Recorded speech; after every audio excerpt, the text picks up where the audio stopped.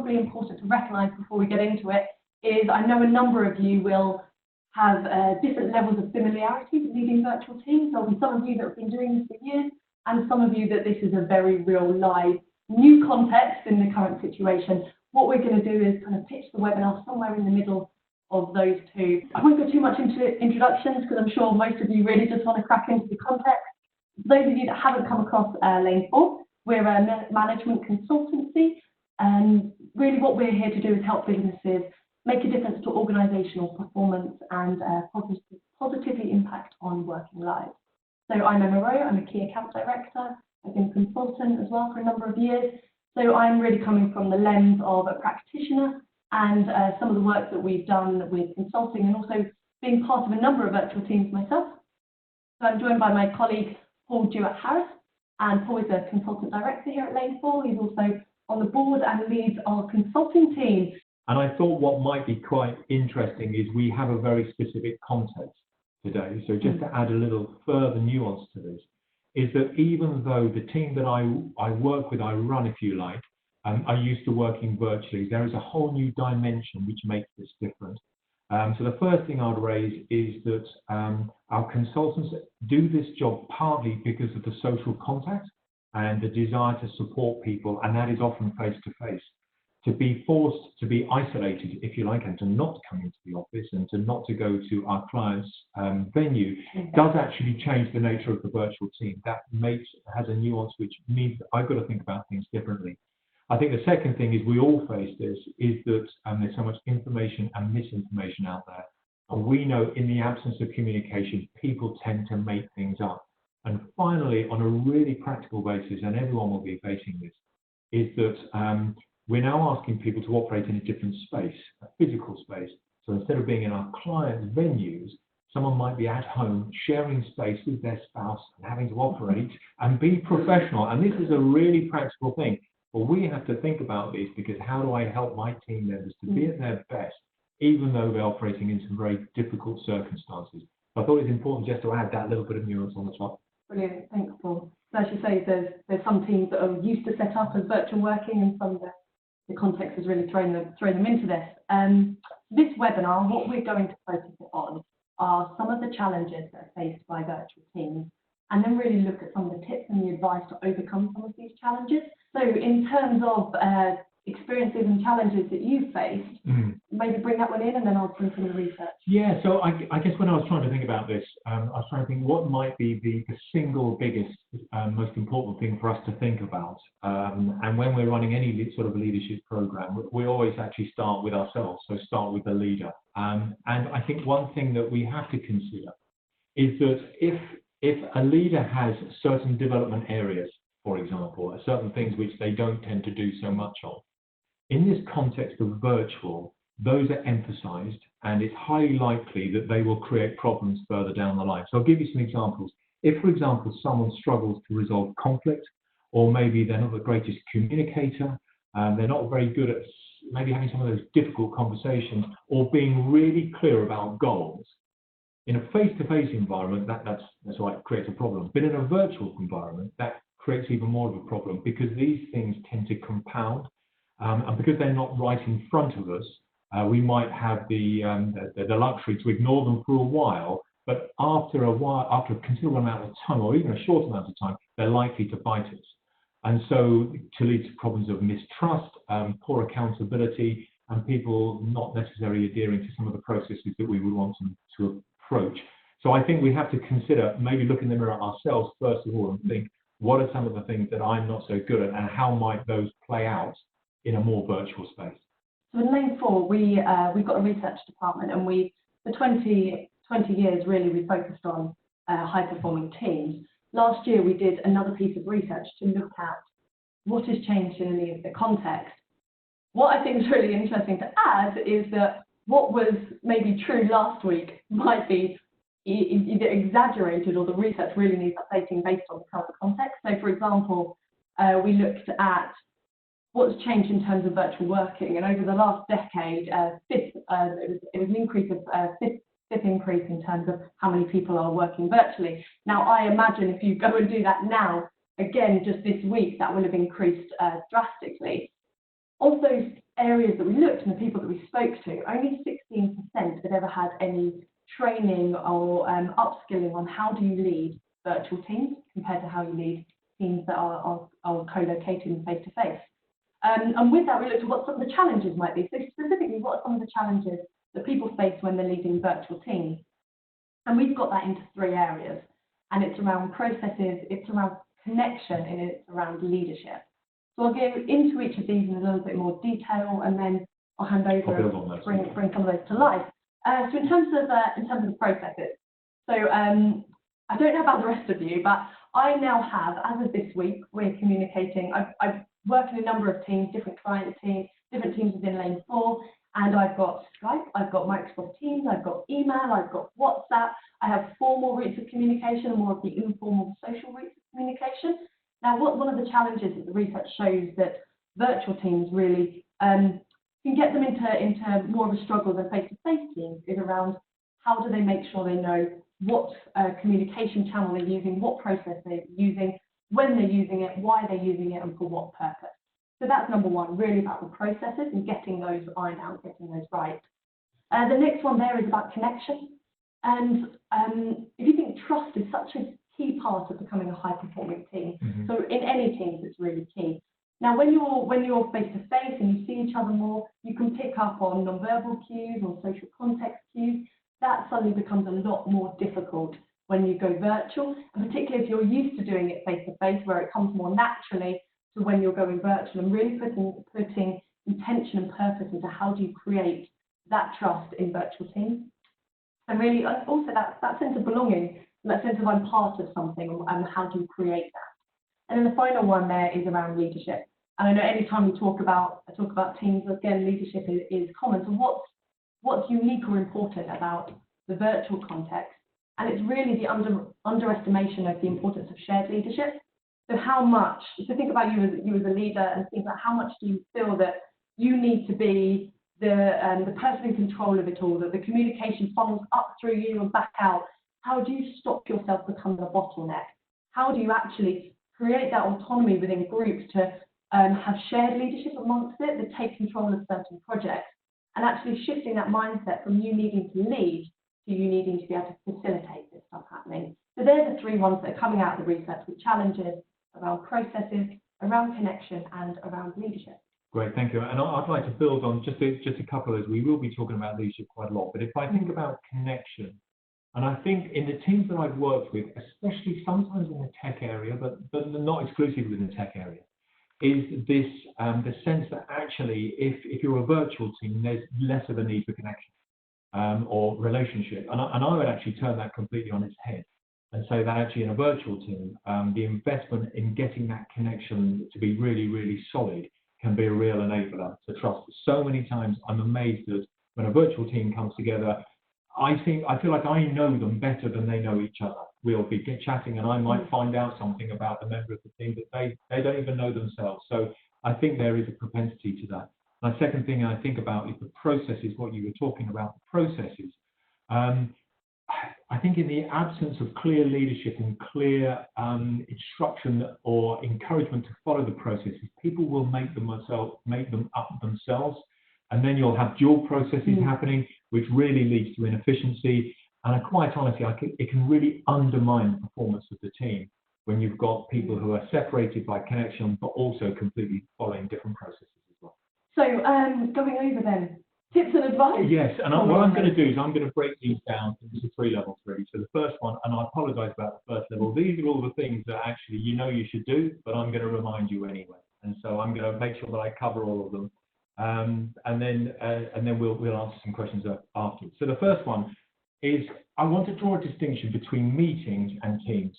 A lot of the time I work with people and they're gathered together, and when I ask them, what do you do between meetings? They say, well, we do our stuff and then we come back and we have another meeting. And so I say, so are you a team or really a collection of meetings? And that's a big dawning on them, that actually there needs to be stuff between them which collaborates and which joins the team together. However, I'm going to initially talk about the idea of meetings. So the first thing is get confident with the tech. Make sure that if it goes wrong, you can work out how to use it. Don't set it up at the last minute, set it up ahead of time. and maybe have a regular drumbeat. Recently we've started to have set meetings at certain times, virtual meetings at virtual times. People then get to a rhythm, and what that means is you can get going quicker. So that's the first one. And the second thing is there is a temptation, especially if your video is off, so make sure your video is on, that over here you've got a laptop and your attention is halfway between the laptop or maybe hanging out your laundry or whatever it might be. We need to give each other attention. It is really important that we're talking to you, for example, which is one of the reasons why we've decided to put video on today. So make sure that there's no multitasking. People need your focus. The other thing that I would suggest is that often in virtual land, if you like, we will have a meeting where you've got something like this, where there's some people in the room, and then there are other people who are virtual. Focus your attention on the people who are virtual, and let the others be the people who need to be drawn into the conversation. Because it is so easy to get drawn into a conversation within the room and to forget the people who are over there. Start on time. There is nothing more frustrating than being stuck out in the Philippines, waiting for a meeting to start, especially since it's 8 o'clock in the evening over there, and we've done it at Greenwich Mean Time today, and people are meandering into the room and you notice they've got a coffee. And on that point, always avoid the idea of having meetings, special global meetings, at a good time for London. Why not have it at 6 in the evening so it's easier for the US? Why not have it at maybe first thing in the morning so that you can be bringing in the Far East? Now, these are basics, and I know we should all be adhering to them. They're common sense, but they're not always common practice. Take a breath. The next level are a few goals. I'm a coach. I'm actually used to asking questions rather than giving advice, so this is a bit of a stretch for me. Anyway, so the other thing is this idea, almost like a build, is not necessarily focusing on the what. Sometimes we get stuck into a task so fast we forget to talk about the how. A really simple thing, a really simple way of putting, if you like, a pause is to think from a professional, from a practical, and from a psychological perspective. First of all, what are some of the practicalities we need to think about in this team? What are some of the practical things? What is the professional thing? What is it we're really trying to achieve here, and how might we achieve that? And finally, what are some of the psychological things? And I would normally talk about what are your hopes, what are your fears, what are your motives, what's the real reason for you being here? And what we do when we're doing that is we're tapping into more of the human side of the person we're working with, if you like. Another little tip is to set up traditions. We've already, in my team, and I didn't do this, this is the group, they did it themselves, is to set up, as Emma said, a cup of coffee at 11 o'clock. I'm not involved in that. That is them just connecting, and that will become a tradition. And I've noticed their staff they've started playing little games on those, and I'm fine with that because the more social interaction we can have, the better. Allows us time to focus in on meetings, on the real meat.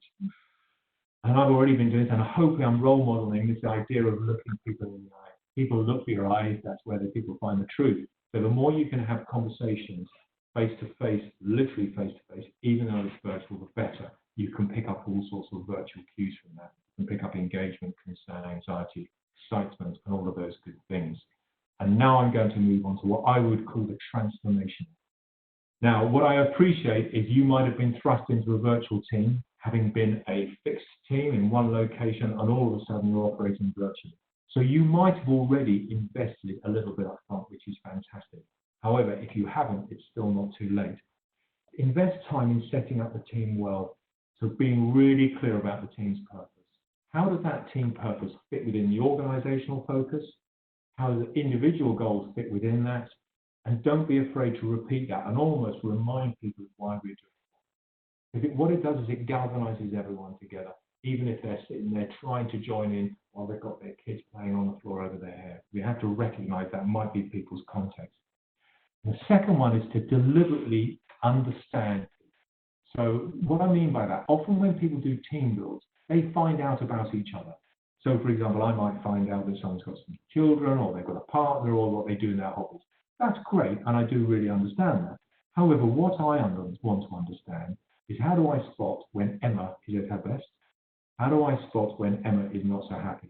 And actually asking what she really needs to be at her best sounds like a really simple thing to do, but sometimes just asking people is quite a challenge for some. So being really clear about how do I get the best out of my colleagues, my virtual colleagues, is a really helpful thing to do. And I think the second thing on this sort of almost transformational thing, is to be, I'm going to link it to what Emma was talking about earlier on, was being a facilitator, not necessarily the leader, because you can create a bottleneck. So one of the things that I know that we've done in our team is we recognized maybe 2 years ago that we had some challenges. We were approached by a member of our team and they said, these are the 3 things you need to sort out. So rather than us holding on to those, what we did was we shared that with the team. We told them we needed to sort them out. We requested that we get their help to do that. And then we allowed them to take chunks of those. We encouraged them actually to take chunks of those. And what that allowed to happen was people having conversations outside of meetings. It created almost a desire, well, a real desire to create a community through which we could be at the best. And to me, that's about allowing people to lead the things they want to lead, for us to get out of the way, which is a real lane for philosophy. What I've come back to remind you of is meetings are not teams, and teams are not meetings. What I mean by that is having things that you work on together outside of meetings is a really helpful thing.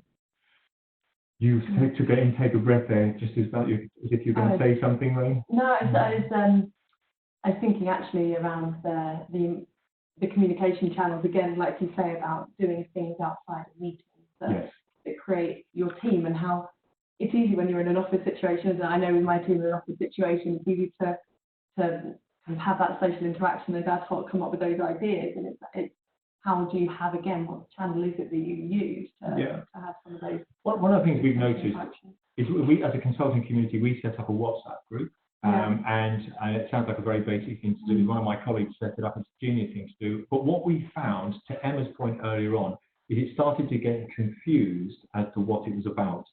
Because you would have someone asking for support on something or asking for a challenge on something at the same time as you were having someone talking about their journey home from a long distance. So what we decided to do was to create a separate channel, which was called Support and Challenge, and then we kept the social one. And what that allows to happen is it allows us to make sure that we're getting the right support. So if I need help, I can go straight to them. But I also want to pick up something you talked about, which is when we're in an office, if I have a conversation or a meeting and I notice that I might have done something which didn't land how I wanted it to land, I can go back and I can have a conversation with you and I can say, Emma, can I just check, how did that land with you?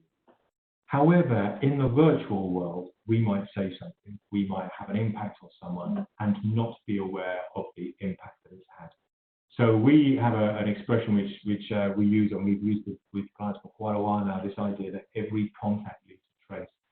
And I would suggest that in the virtual world, picking up the cues of how might I had a contact which has had a positive or a negative impact, but then also how might I need to rectify that or work with that in a world where I don't have that stimulus to tell me, but also where I might not have the opportunity to repair or to do whatever I need to do. Final thing for me to share with you. When we're talking about leadership communication, we often divide it into 4 areas. That's the area of sending out messages. That's the area of having meetings. That is the area of role modeling and demonstrating what we want it to be. And the area of informal interactions that are self-organizing, that people do how they want to. Those still happen in a virtual world. We can send messages out, that still works. We can have virtual meetings. You're good at that, that can still work. The question is, what does role modeling look like in a virtual world? What are people seeing in us, which they take messages from? And finally, the informal conversations. We might not even be able to get involved with those because they're closed groups.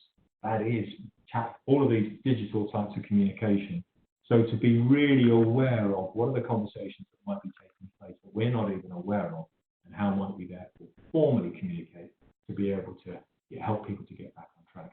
So there's a load of tips there, from the very practical to some things more about us as leaders, but I'm hoping those are useful. And I'm conscious that there are a lot of tips, and we're really passionate, actually. It's slightly uncomfortable, but quite passionate about doing this with video, so you can see us, because we think that's really fundamental, actually, to some of this virtual teams working.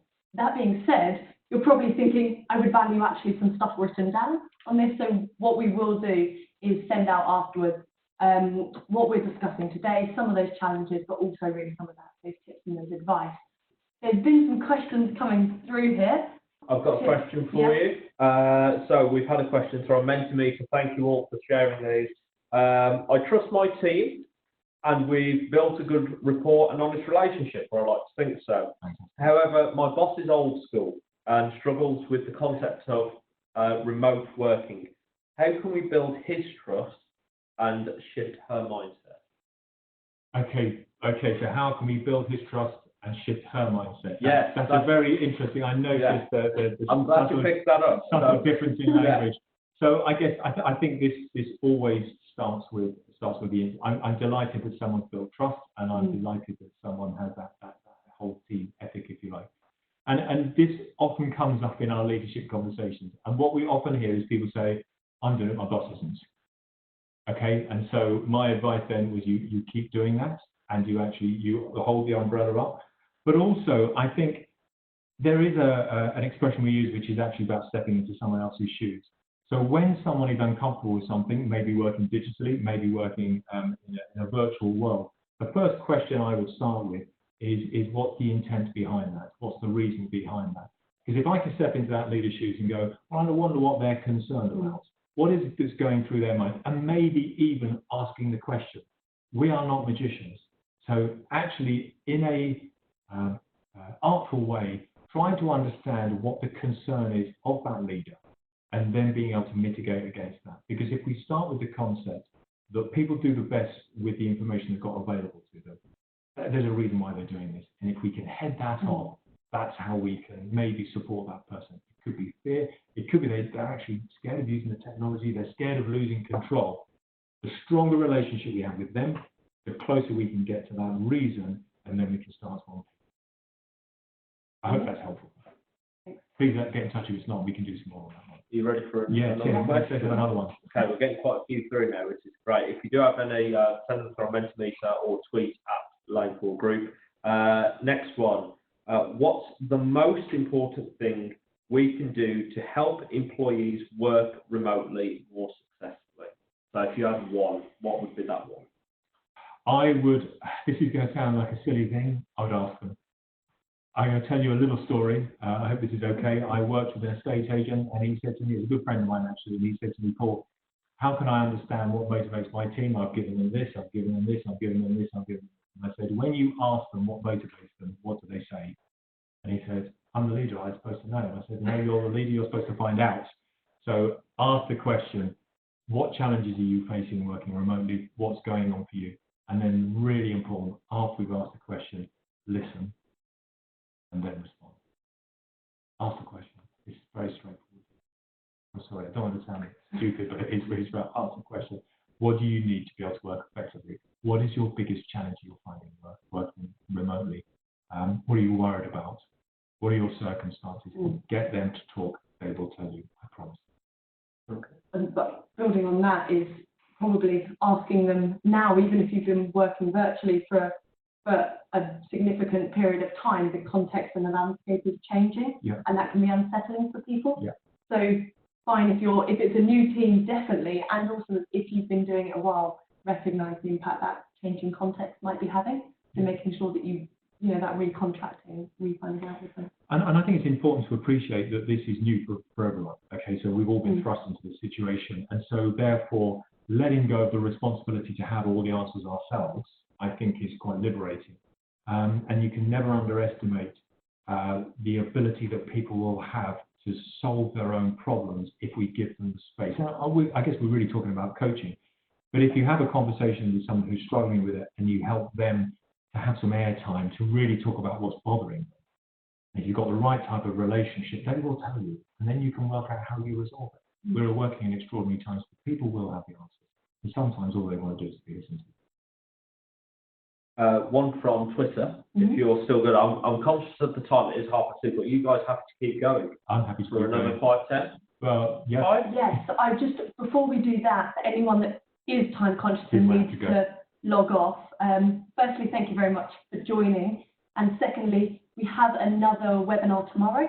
It's with our managing director, Adrian Morehouse, and one of our consultant directors, Tom Smith, and that's on leading in a crisis. So again, go to the Lane4 website if you haven't, and register for that one if you find them useful. But Paul and I will stay online and answer a couple more questions live for anyone that wants to stay on and listen. Thank you guys for sticking around a bit more. We've got a good question here.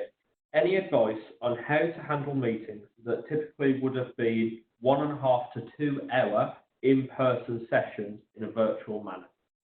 Wow, 1 to 2 hours. So I think the first thing is, look, I'm sorry, I keep jumping in here, and there's only because I'm excited. I love all this sort of stuff. So I'm really curious about 1.5 hours to 2 hour meeting. So first of all, begin with the end in mind. What is the outcome of this meeting? A tip I have is to chop it up into small chunks. And one of the things that I know can happen when we're working virtually, I did this yesterday. I spent 8 hours with a pair of headphones in, looking at a screen. That is not good for my health. That is not good. So my question would be, what is the critical outputs of the meeting? What are the chunks, and how might you chunk them in such a way that you can say, what are the things we have to get to, what are the things that we might not, we could maybe cover in another way? And just maybe think about, first of all, checking in with everyone as we're going through, punctuate the meeting, talk about the how as well as the what. It's so tempting to get stuck into a meeting and just get bogged down. I'm going to keep going if that's all right. Recognizing people's states. So what I mean by state is how people are feeling. Sitting like this is not a great way. So maybe punctuating and say, we're going to take 3 minutes out. Get up, stretch your legs, maybe bring yourself some water, comfort break, whatever it is. Punctuate it. I still think you can have a 1.5 hour, 2 hour meeting, but taking care of yourself and the participants on the meeting, treating each other like human beings, making sure that's facilitated well, bringing some lightness with the darkness, with the shade. So all of those sort of things. I mean, I'm happy to talk a little bit more one-to-one on that, but I feel like we've done a bit on that. Is that it? Would you add any more? The only thing I'd say around the practicalities bit is how many people are in that meeting, because how you might have run it previously, if this is a meeting you usually have, that facilitation technique might not now be appropriate for the virtual. So in terms of you as a leader, even more being conscious of a facilitator, or what time are you making a move, are you putting ideas forward, when are you inviting different people and different voices into the room. Interestingly, some of the research actually says that virtual meetings can help have equality of voice, more and more people bought in, more than face-to-face. So actually look at that as the opportunity on how do you facilitate to make sure that you are bringing people in, those that speak to think, and those that actually might think to speak. How do you make sure there's space for them to be part and active in that meeting as well? So that's the only build I'd. Yeah, and I'm just going to have one more build.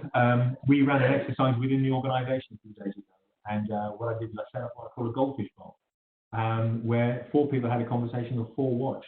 And it was amazing because the 4 that had the meeting said it was one of the best meetings they'd ever had, because they were paying attention to discipline, to listening to each other, to asking open questions, just because they were being watched. And so you might even decide to say, let's have a bystander who actually feeds back on how we're having the meeting as well as having the meeting. You're almost gamifying the meeting, which days like today, maybe to lighten things up a bit, could be a helpful thing to do. Maybe one more question, Tim. Have you got another one there? I've got loads of those. Thank you to everyone who has email. One more, shall we? Let people go. Yeah, we've got one last one. I think this is actually quite important. Okay, they're all important, Tim. They're all important. What is the best way to ensure that we give people enough time to switch off?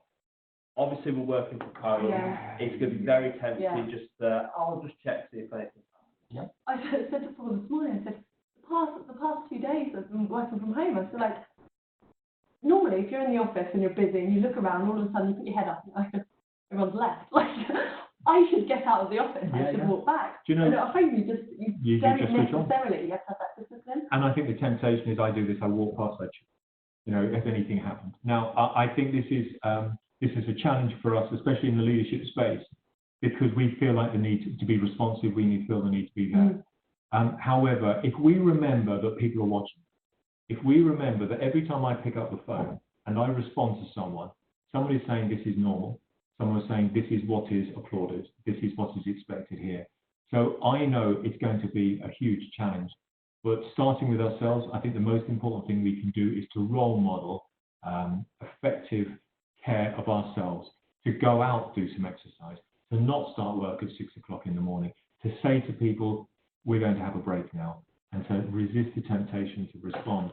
There are times when we need to be responsive. There are times, but there are also times when we need to carve out time for ourselves. So saying, I'm going to do that, not answering emails entire weekend, all of those sort of things will gradually tell people that it's okay to take some time off. And that really, what I recognize is none of us know how long this is going to last.